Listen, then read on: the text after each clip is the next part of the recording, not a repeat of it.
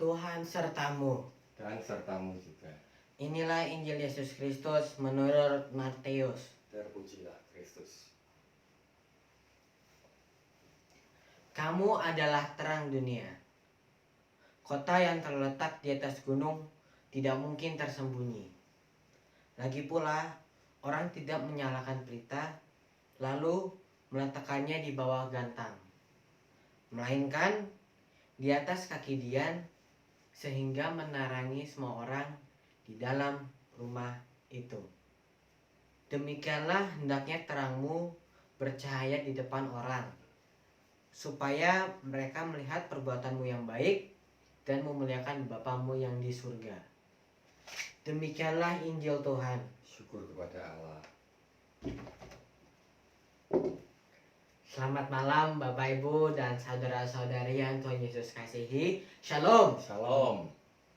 Semoga malam ini Bapak Ibu tetap sehat dan semangat. Amin. Amin. Untuk memulai renungan pada malam hari ini, saya punya sebuah pertanyaan. Jika Bapak Ibu berada di ruangan, Bapak Ibu lebih nyaman di ruangan yang gelap atau yang terang? Yang terang. Nah, tolong matikan lampunya. Nah, kalau kita misal di ruangan gelap seperti ini, apakah nyaman? Enggak. Ya sudah, tolong nyalakan lagi. Terima kasih. Nah, jadi Bapak Ibu lebih nyaman di ruangan yang terang. Mengapa? Karena di ruangan yang terang, Bapak Ibu bisa melihat orang lain maupun benda lain dengan jelas. Contohnya, Bapak Ibu berada di ruang makan yang terang. Bapak Ibu kan pasti bisa mengambil lauk seperti yang Bapak Ibu inginkan. Tidak seperti di ruangan gelap. Nanti mau ngambil telur, malah ngambil samut. Kepedesan nanti. Nah, kegelapan juga menimbulkan rasa takut. Nah, bahwasan pas gelap ada yang takut nggak? Ada tuh mau yang di belakang tuh mau. Oh ya, tidak apa-apa, itu normal. Mungkin ada yang berkata, tapi Romo, kalau saya tidur, saya lebih suka lampunya gelap. Betul, tapi walaupun gelap, kita masih perlu cahaya. Misalnya lampu tidur, supaya kalau kita terbangun di malam hari, kita bisa melihat benda-benda di sekitar kita. Jadi kesimpulannya, Bapak Ibu lebih nyaman di ruangan yang terang daripada yang gelap, bukan? Iya. Mengapa? Karena pada dasarnya manusia adalah terang. Ia diciptakan secitra dengan Allah yang adalah terang dunia. Maka dari itu, seperti yang Yesus katakan dalam Injil hari ini, Matius 5 ayat 14 sampai 16. Kamu adalah terang dunia. Hendaknya terangmu bercahaya di depan orang, supaya mereka melihat perbuatanmu yang baik dan memuliakan Bapamu yang di surga. Nah, dalam Injil ini, Yesus menegaskan kepada muridnya bahwa kita adalah terang dunia. Tugas kita sudah jelas, yaitu untuk melawan kegelapan dengan terang yang kita miliki. Caranya bagaimana?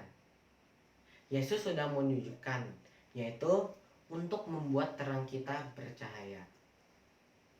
Kita tidak boleh menyembunyikan terang kita di bawah meja atau di dalam almari, sehingga orang lain tidak bisa melihat terangmu bercahaya.